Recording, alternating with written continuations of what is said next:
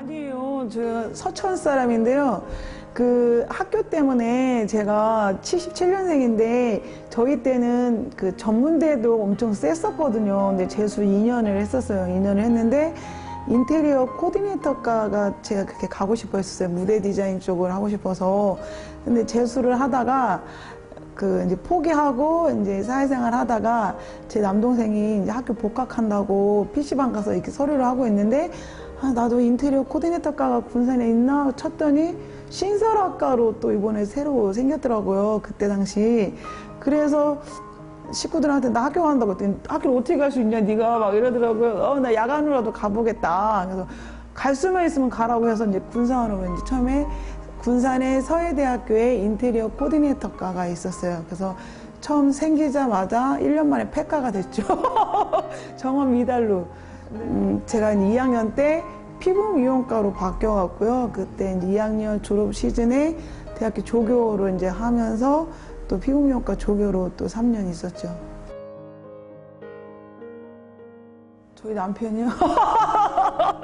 아니, 저희 남편이 학생이었는데 제가 이제 조교하고 있을 때 저희 남편이 이제 학교 나중에 들어왔어요. 저희 남편도. 그러니까 제가 29살 때 저희 남편은 26살인가요?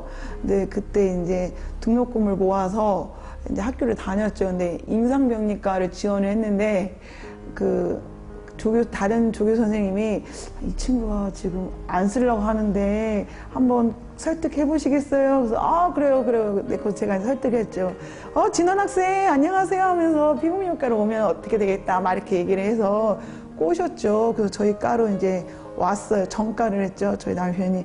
그래갖고 그냥 학생이었는데 네, 제 후배들 소개도 많이 시켜주고 했다가 제 그 오른팔이 아버님이 돌아가셔서 네, 매일 밤마다 논산으로 왔다 갔다 했었어요. 저희 학생과 학생들하고 너희 선배의 아버님이 돌아가셨으니 학생에서도 움직여야 되지 않겠냐라고 해서 이제 솔직히 차가 없어서 그 차로 갔는데 하면서 이제 다른 친구들은 이틀 동안 힘들어서 못 가겠습니다 하고 한 친구만 조교님 제가 모시고 가겠습니다 하고 했던 사람이 저희 남편이죠. 친한 건 아니고요. 그러니까 저희 남편이 그랬대요. 감히 내가 저 여자를 감히 조교님이라는 상상조차도 못했다고 하더라고요. 근데 저희 남편은 되게 성실해요. 성실하고 열심히 하더라고요. 그래서 학생 임원들이었어요. 학회장, 부학회장, 총무 막 이렇게 했었는데 제가 일을 잘 시켰는데 순종을 잘하더라고요. 그 오른팔 아버님이 돌아가셨는데 장례식장에 앞에서 쟁반 들고 왔다 갔다 하더라고요. 그래서 내가 나이 먹고 죽으면 누가 저렇게 뒤치다거리를 해줄까 마무리를 해줄까라는 생각이 들었거든요. 근데 저는 정말 화려한 독신주의자였는데 근데 저희 남편이 자꾸 왔다 갔다 하더라고요. 하다가 이제 밤에 원광대학교 앞에 지나가면서 야 진원아 나랑 결혼하자 그랬더니 저희 남편이 예 감사합니다 하고서 시작이 됐죠. 그 집에 오는 시간이 1시간이 남았는데 익산에서 군산 오는 시간이 조교님 미쳤어요 하면은 둘이 뻘쭘할까봐 둘이 서로 서먹서먹할까봐 예 감사합니다라고 얘기하고 왔다고 하더라고요. 근데 조교님은 자기가 아는 조교님은 이게 함부로 말씀하시는 분이 아닌데 자기를 결혼 상대자까지 생각해줬다는 것은 너무 좋게 받았다는 거라고 생각했대요. 그래서 감사합니다라고 얘기를 했는데 제가 집에 와서 후회를 많이 했죠. 내가 미쳤구나 했는데 말은 뱉었으니 해야 되잖아요. 빼도 박도 못하고. 그래서 이제 저는 조교를 사표를 내고 저희 남편을 조교를 시켰죠. 왜냐면 직업이 있어야 되니까. 그러니까 어차피 저희 남편은 졸업할 때였어요. 그래서 저희 남편을 세워주고 저는 나왔죠. 그래갖고 제 제자가 그 웨딩샵이랑 이렇게 있어서 제 제자한테 미란아 비어있는 날짜가 언제냐 했더니 예 조교님 6월 14일 1시 타임 있어요. 누가 결혼하세요? 나야. 그랬더니 놀래면서 이제 제가 청첩장을 딱 50장만 돌렸거든요. 가족들하고 저희 남편도 딱 100장 이게 딱 이게 미니멈이더라고요. 여기서부터 100장, 200장, 300장이라 50장씩 나눴거든요. 근데 가가 또 소문을 내서 막 조인이 시집간다고 막 해갖고 엄청 났었어요. 예식장에. 또 감사하게도 군산은 저한테 김한이라는 사람이 이름을, 브랜드를, 그러니까 할 수 있는 곳이 김한이었던 것 같아요. 왜냐면 제가 대학 때도 총학생회 활동을 했어요. 그래서 총학생 회장에 나가려고 제가 준비를 하고 있었거든요. 근데 그때 또 다른 회장님이 저한테 찾아오셔서 양보를 해달라. 내가 나갈 테니 양보를 해달라. 같이 도와주라. 그래서 아닙니다. 제가 여성 총학생회장 한번 해보고 싶습니다. 했더니 그러면 여성부 학생회장을 만들어 주겠다고. 그래요? 그래서 일단은 딜을 해서 들어갔죠. 들어갔는데 저 대학 동안 많은 일들이 있었어요. 학교에서 막 그 이사장 물러가라 막 데모도 하고 막 검찰 조사도 받고 신문에도 나오고 막 이랬는데, 그러면서 인맥들이 이렇게 주변에 김한이 저 사람 대단하다 또 앞에 나와서 막 이렇게 구호 외치고 했거든요. 그래서 앞에 딱 전경들이 쫙 앞에 딱 쓰고 저 앞에 서 있고, 저희 학생회 딱 쓰고 뒤에 저희 이제 서해대학교 학생들 뒤에서 깔고, 뒤에는 반대편에 의경들, 전경들, 경찰 막 쫙 쓰고, 제가 앞에서 막 뛰두르고 막 하면서 했었거든요. 그래서 시의원 비례대표도 나왔었어요. 네, 비례대표 나왔는데 그 추천이 들어왔더라고요. 그때 조교 끝나고 바로 그때 한 시장님 4선째잖아요. 그러니까 문동신 시장님 처음에 나오셨을 때, 네, 저는 그때 군산시 비례대표로 나왔다가 제가 이건 아닌 것 같더라고요. 그래서 이제 제가 이제 도지사님 쪽으로 해서 제가 이제 비례대표 추천을 받아서 했는데, 저희 아버지가 적금까지 깨면서 특별 당비를 또 내야 되더라고요. 그런 데는. 근데 아버지가 해주셨어요. 아버지가 못다한 거를 이제 해주려고 하셨는데, 이제 이렇게 모임이 있고 하면은 이게 식사를 하면 여성 의원들은 발언이 별로 없더라고요. 그냥 숟가락 놔드리고 옆에 앉아서 밥 먹고 보조 역할이지, 특히 비례대표에 대한 이런 발언권이 없었고, 이건 아닌데? 라는 생각이고, 제가 하고 싶은 말을 하면 조용히 해야 돼요. 좀 몸살이세요. 저는 이렇게 대놓고 얘기하는 스타일이거든요. 그래서 하다가 이건 아니다. 이거는 내가 원하는 정치가 아니고, 이게 나이도 어리지만 이건 아닌 것 같다라는 생각이 들어서 아버지 몰래 탈당을 했어요. 그래갖고 비례대표를 안 하겠다. 그 지역위원장 골프 성접대도 하고, 그래서 나는 저런 사람들하고 같이 나오면 똑같은 사람 취급밖에 안 되겠다. 이게 더러운 바닥이구나라고 생각이 들어서, 그래서 아빠 몰래 이제 안 나간다고 했더니 난리가 났죠. 내가 너 적금까지 깨갖고 너 특별당비까지 내줬는데 하면서 막 때려 죽이려고 막 했는데, 아버지 이건 제 길이 아닙니다 라고 했죠. 그래서 네, 나왔죠. 사업을 했죠. 네, 저쪽 중앙로에서 청바지 가게를 시작을 했어요. 저희 남편이, 제가 물어봤어요. 뭘 하고 싶으냐. 딱 3가지만 되라, 인생에서. 했더니 옷가게를 해보고 싶대요. 그래, 내가 차려줄게.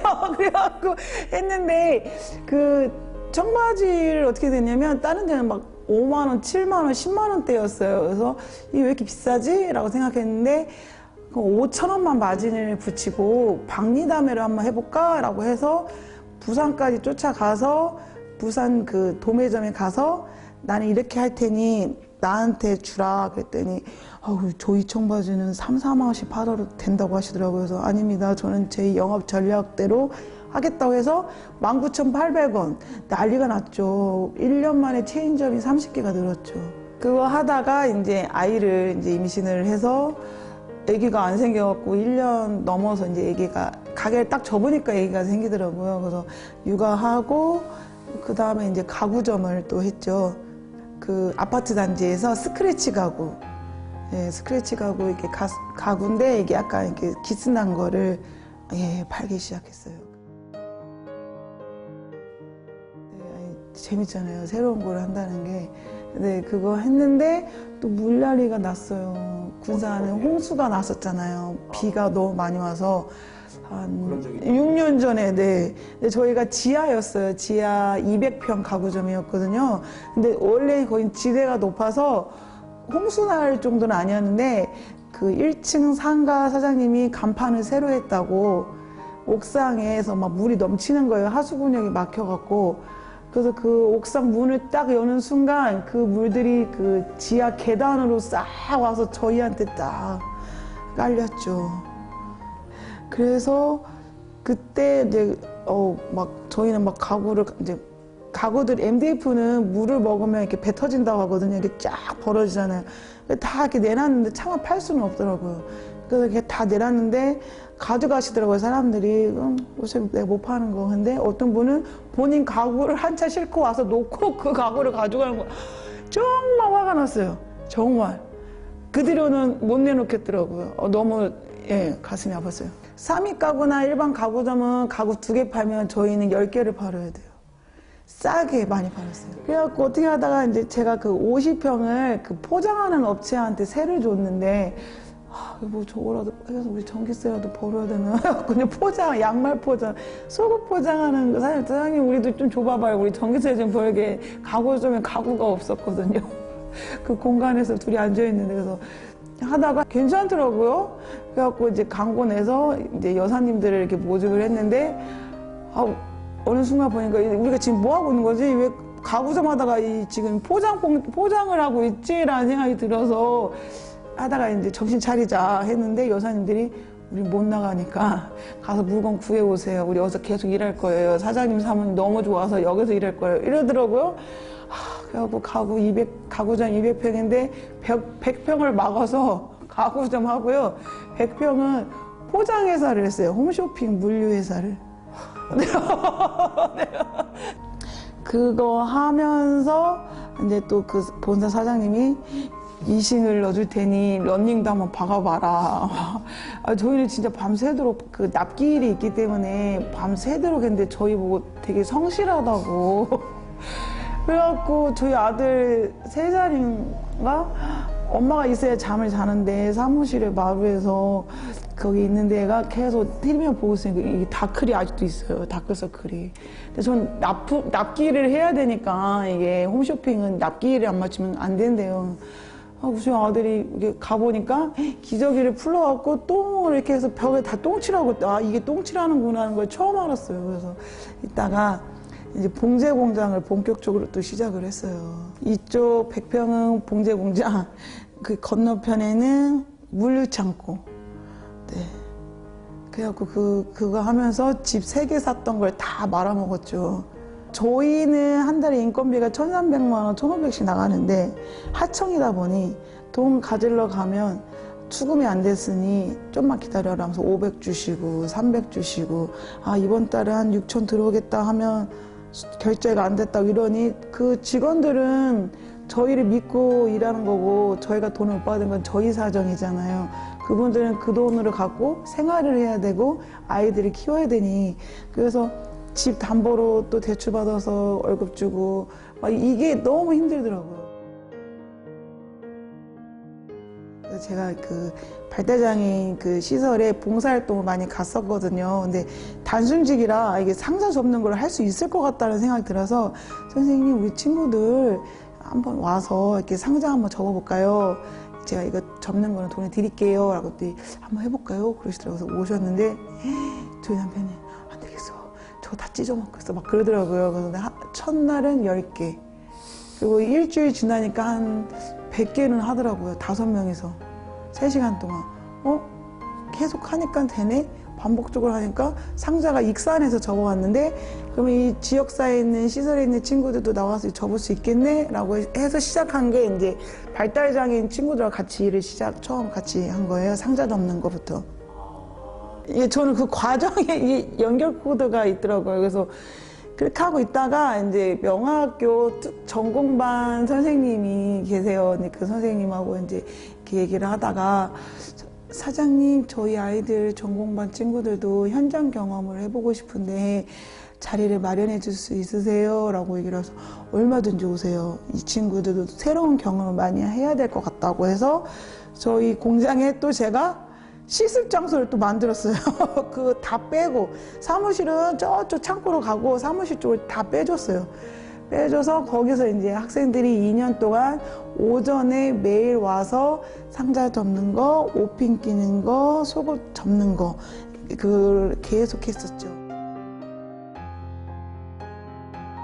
저는 우리 친구들이 있으면 이렇게 영화나 드라마 보면 이렇게 어둡고 막 칙칙한 곳에 있는 게 너무 싫더라고요.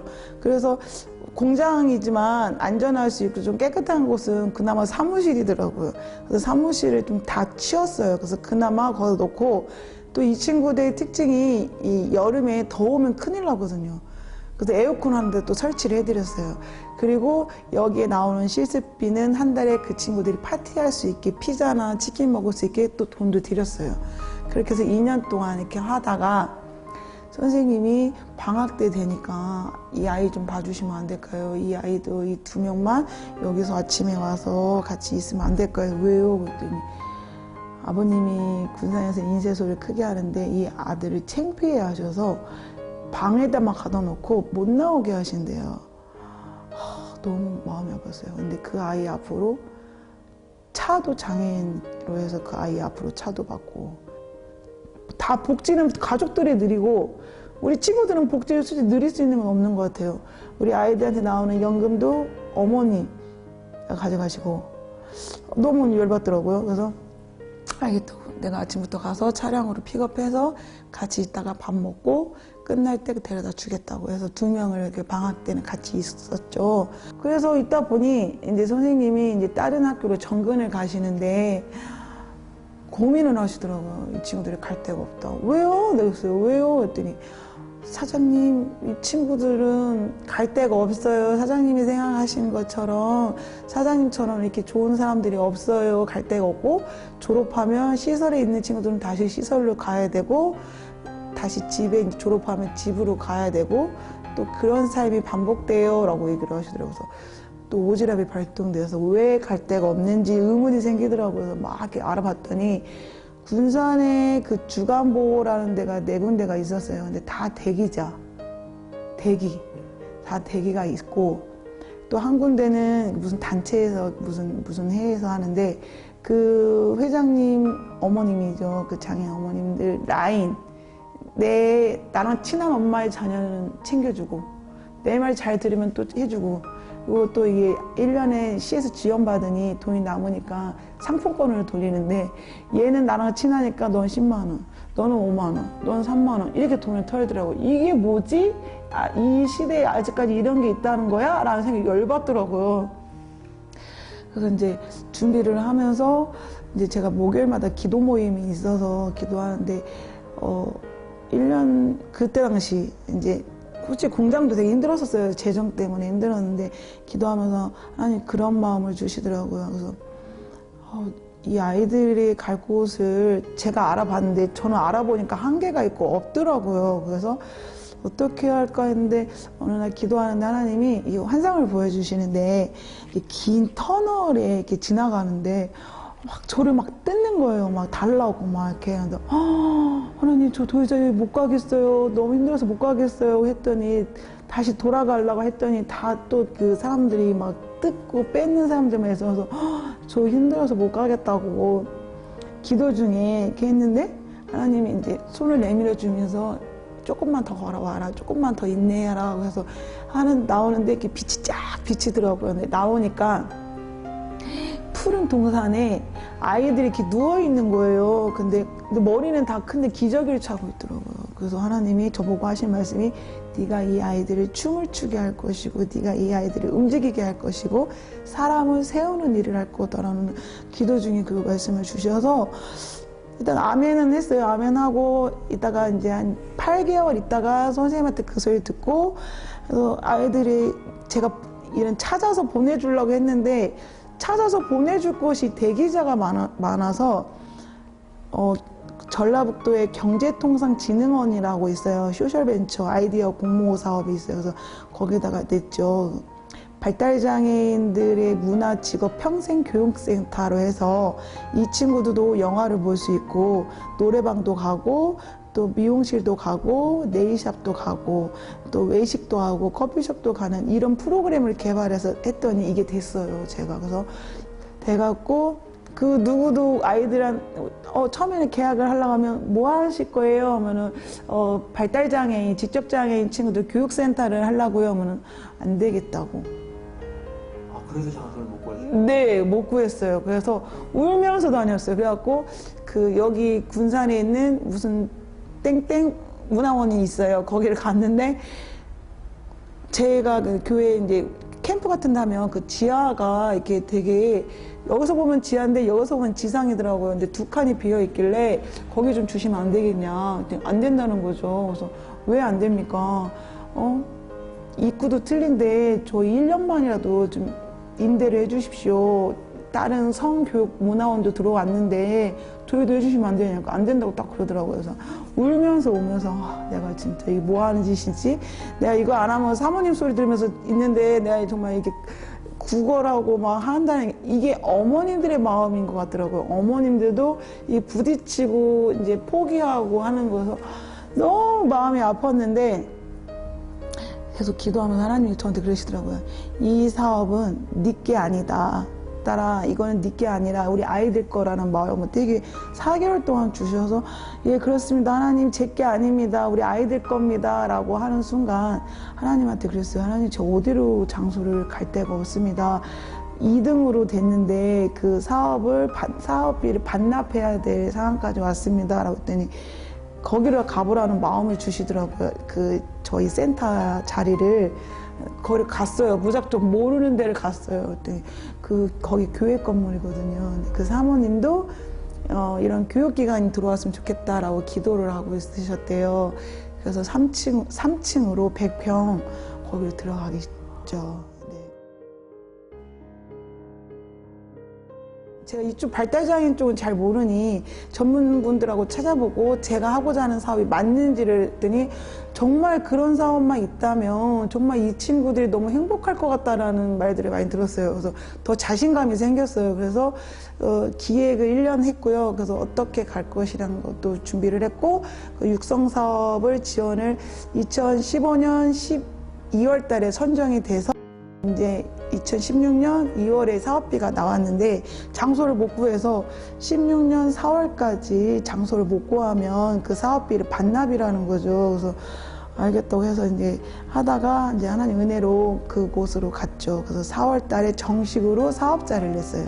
근데 그때도 참 추웠어요. 왜냐면 세상은 따뜻한 줄 알았는데 너무 냉정하고 너무 춥더라고요. 특히 이 발달장애인 친구들의 분야에 대해서는 이게 지체장애인들이나 이런 분들은 인지가 되니 이게 열받으시면 막 얘기하면 다 되는데 우리 아이들은 대변인을 해줘야 되거든요. 이 친구들이 표현을 할 수 없으니 그러니까 이 친구들은 이거 먹어 하면 먹을 수밖에 없어요.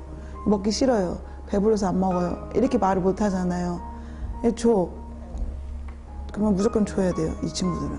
근데 이거 싫으세요? 싫으시면 말씀하세요. 그러면 선생님이 다른 거로 바꿔드릴게요. 라고 하면 그렇게 의사를 자꾸 노력하면 이 친구들이 표현을 하거든요.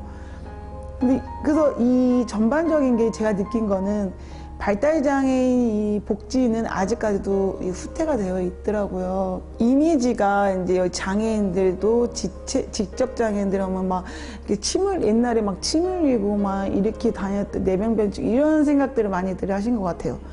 그래서 되게 힘들었어요. 그래서 하다가 근데 이제 그 한 달에 300만 원씩 돈이 들어가기 시작하더라고요. 임대료랑 선생님 인건비를 줘야 되는데 근데 제가 임대료를 못 내는 날은 못 들어가겠는 거예요. 선생님 좀만 기다려요. 저 늦게 들어가요. 예 알겠어요. 선생님 그렇게 얘기를 하는데 저희 남편한테 여보 수금 됐냐고 수금 좀 돈 좀 달라고 하면 그래서 저희 남편이 한 달에 한 300~400씩 계속 대줬죠. 네, 연락했죠. 근데 저희는 오시면 아시겠지만 그 전 곳은 다들 놀라셨어요. 너무 잘 해놨다고. 저는 인식 개선을 해주고 싶었어요. 우리 친구들도 이런 데서 누릴 수 있고, 이런 곳에 있어야 되고, 이렇게 다 할 수 있고, 좋은 걸 알 수 있다는 거. 그래서 저희가 예전에 EBS 나눔 070이라는 촬영 의뢰가 와서 촬영을 했었는데, 거기에서 보셨던 친척분, 가족분 한 분이 전화가 오셨대요. 야, 지훈이 어디 시설에 있는데 거기는 여태까지 본 데보다 너무 좋아, 너무 환하고 너무 예쁘더라. 그래서 언니, 그곳은 우리 발달장애인들의 천국이야. 그 말에요, 2년 동안 고생한 게요, 이게 보상을 받더라고요. 어머님들이 그렇게 말씀해 주셔서. 17년도, 예, 17년도에 그거를 받아서 시작을 했죠. 그래서 선생님들이 인건비를 지원을 받았어요.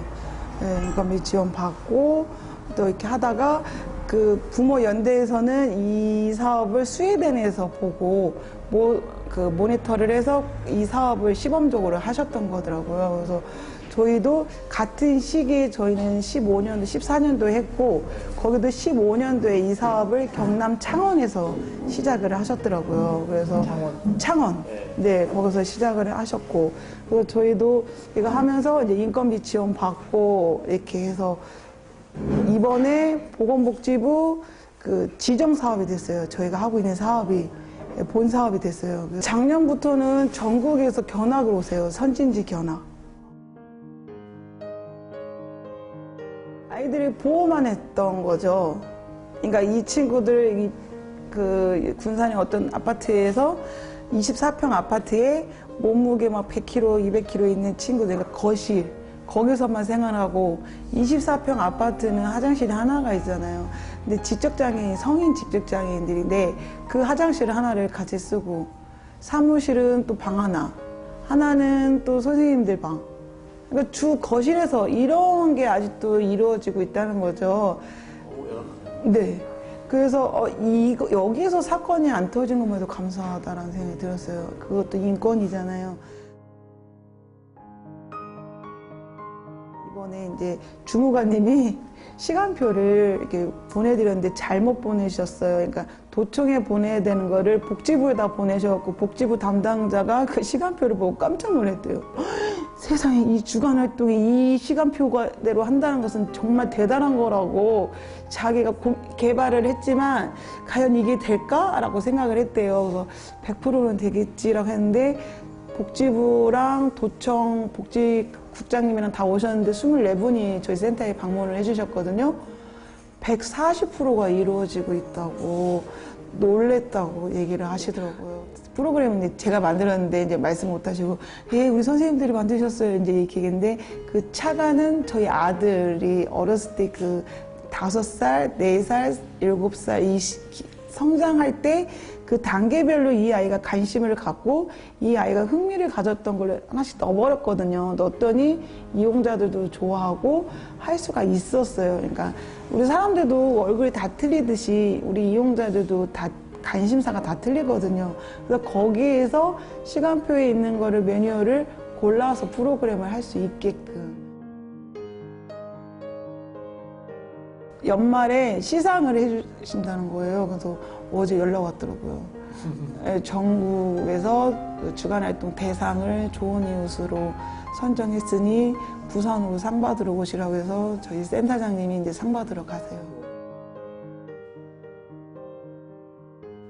좋은 이웃은 이제 자리가 잡혔고 이제 이 패턴대로 가면 문제가 없겠더라고요. 그래서 이제 실무 담당자분들이 이제 이렇게 잘 바턴을 받아서 잘 이제 초심만 잃지 않고 주인은 우리 친구들, 이용자들이 주인이니 주인들, 우리 이용자들하고 잘 행복하게 있는 곳을 만들고 싶은 곳이었거든요. 그래서 저는 이번 12월 달까지만 하고 이제 내려놓고 내년에는 뭘 하냐면 이 사업을 하면서 또 하나가 생긴 게 뭐냐면 이 친구들끼리 동아리 활동을 한번 만들어주자.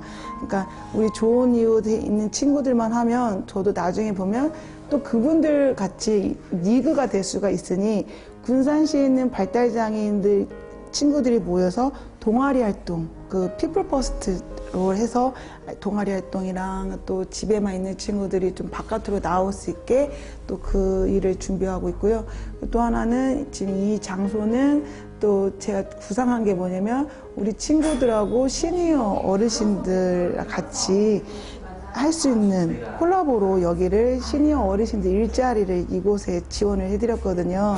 그래서 내년 3월부터는 시니어 어르신들이 이제 바리스타로 하고 또 우리 발달장애인 우리 친구들도 같이, 그러니까 친구들이 계산이 안 되면 어르신들이 계산을 하고, 또 우리 친구들이 아메리카노만 뺄 수 있으면 어르신들은 다른 차를 할 수 있고, 같이 서로가 좀 도움이 되면서 같이 이것을 만들 수 있게, 그래서 또 이것 또한 또 드렸어요. 그래서 시니어 클럽에다 드려서 하시라고.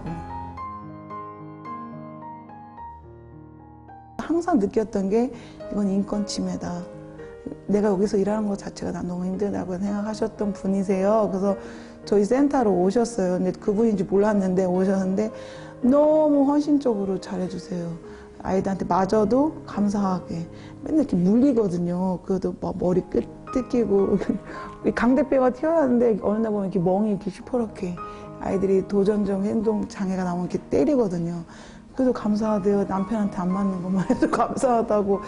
그 선생님들, 또 젊은 선생님들, 경력단절 여성 선생님들 다 같이 모여서 또 청년들도 같이 친구들하고 행복하게 다들 꿈을 꿀 수 있는 곳이 이렇게 됐으니 이제 또 새로운 걸 또 만들어 드리고, 이곳은 시니어 어르신들 노인 일자리로 또 지원을 해드리고, 그래서 저희가 한 지금 5개월 시운전을 해봤는데 부족한 거 보완한 거를 해봤어요. 했더니 이제 채워놓고 어르신들 바로 투입하면 바로 돌아갈 수 있게끔 하고, 커피 찌꺼기 저희가 지금 그걸 준비하고 있거든요. 그래서 군산시에 있는 커피 찌꺼기 재활용 사업을 해서 여기가 이제 중간에 찌꺼기를, 여기 집합 장소예요. 그 군산시에 있는 커피숍에 있는 찌꺼기는 저희가 해보니까 이게 재활용이 안 되잖아요. 다 쓰레기 봉투에 넣어야 돼서 그거를 저희가 수거를 해오는데, 수거를 지금 어르신 한 분하고 우리 친구하고 매칭을, 어르신은 운전을 하고 우리 친구는 힘을 못 쓰면 또 막 이렇게 폭발하는 친구가 있어요. 힘을 써줘야 돼요. 그 친구들을 해서 또 안 하면 난리가 나거든요. 막 소리 지르고 막. 네, 그래서 그 친구가 수거하고, 여기다가 이 주변에는 여기다가 이제 커피 찌꺼기에다 커피숍들이 갖다 주시면 저희가 이게 원료가 찌꺼기가 있어야 제품을 만들 수가 있잖아요.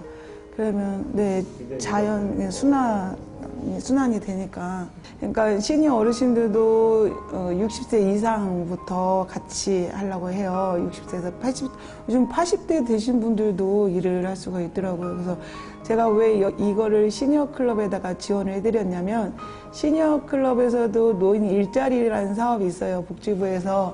근데 그거를 한다고 하면 막 1시간, 3시간 할 거 1시간 하면 안 되잖아요. 일자리를 만들어 드려야 복지부에서도 돈이 나가니 타당성 있게 나가는 거잖아요. 그럼 이분들도 3시간 동안 일을 할 수가 있고, 여기에 판매되는 수익금은 또 시니어에서 가서 재생산해서 운영할 수 있고, 어르신들의 복지를 또 개선시킬 수 있는, 그렇게 할 수 있게끔 준비하고 있어요.